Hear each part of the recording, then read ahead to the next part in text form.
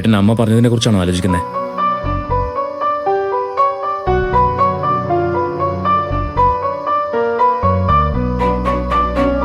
അമ്മ മനഃപൂർവ്വം ഒന്നിനും വ്യക്തമായൊരു മറുപടി തരാതിരിക്കുകയാണെന്ന് എനിക്ക് തോന്നുന്നത്.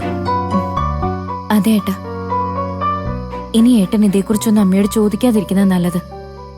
ഏട്ടൻ അറിയേണ്ട കാര്യങ്ങൾ നമുക്ക് വേറെ ഏതെങ്കിലും രീതിയിൽ അന്വേഷിക്കാം.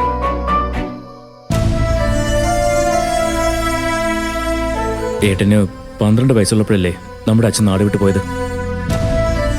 അതുവരെയുള്ള അച്ഛൻ എങ്ങനെയായിരുന്നു എന്ന് ഏട്ടന് ഓർമ്മയില്ലേ?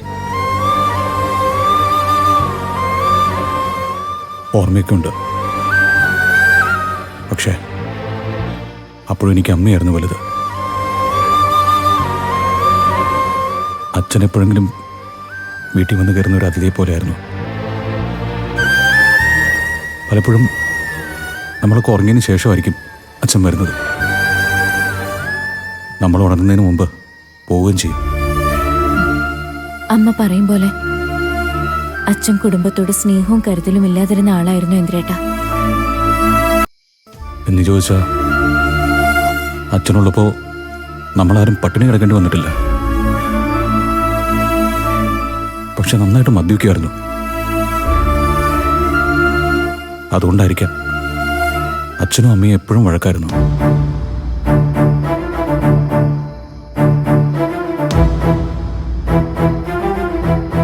അച്ഛനെന്തോ വലിയ കടബാധ്യതകളുണ്ടായിരുന്നു തോന്നുന്നു. അതിന്ന് രക്ഷപ്പെടാൻ വേണ്ടിയാവും ഗൾഫിൽ പോകാൻ തീരുമാനിച്ചത്. പക്ഷേ അതും പറഞ്ഞ് വീട്ടിൽ നിന്ന് ഇറങ്ങിപ്പോയ അച്ഛനെ പിന്നീട് ആരും കണ്ടിട്ടില്ല. ഇപ്പോ ജീവിച്ചിരിപ്പുണ്ടോന്ന് തന്നെ ആർക്കറിയാം.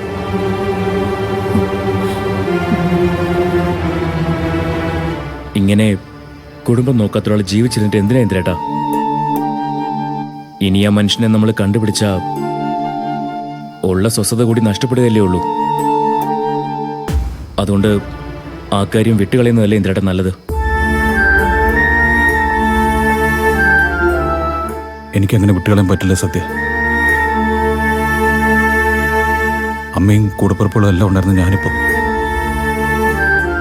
ജന്മം നൽകിയവൻ ആരാണെന്ന് പോലും അറിയാത്ത അനാഥനായിരിക്കുക. ഇനി എനിക്ക് ഈ വീട്ടിൽ തുടരാൻ പറ്റുമെന്ന് തോന്നുന്നില്ല.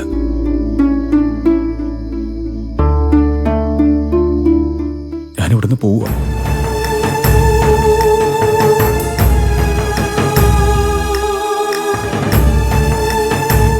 നിങ്ങൾ രണ്ടാളും എന്നെ അതിൽ നിന്ന് തടയരുത്. ഏട്ടാ,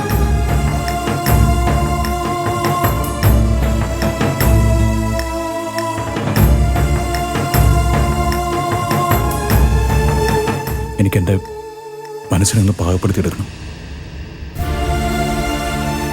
ഞാൻ ആരും ഇല്ലാത്തവനാണെന്ന് എനിക്ക് എന്നെ തന്നെ ഒന്ന് ബോധ്യപ്പെടുത്തണം.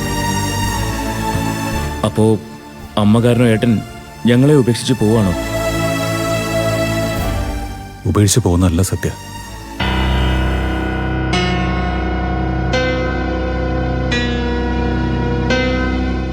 നിങ്ങളെയൊക്കെ എനിക്ക് ഉപേക്ഷിക്കാൻ കഴിയുമോ?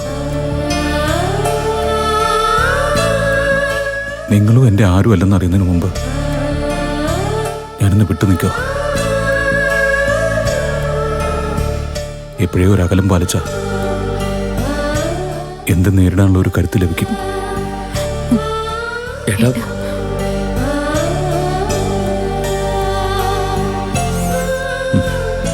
നിങ്ങൾ പോ. എനിക്ക് ഒന്ന് കിടക്കണം. നമുക്ക് നാളെ സംസാരിക്കാം. ചെല്ല വാസനെ.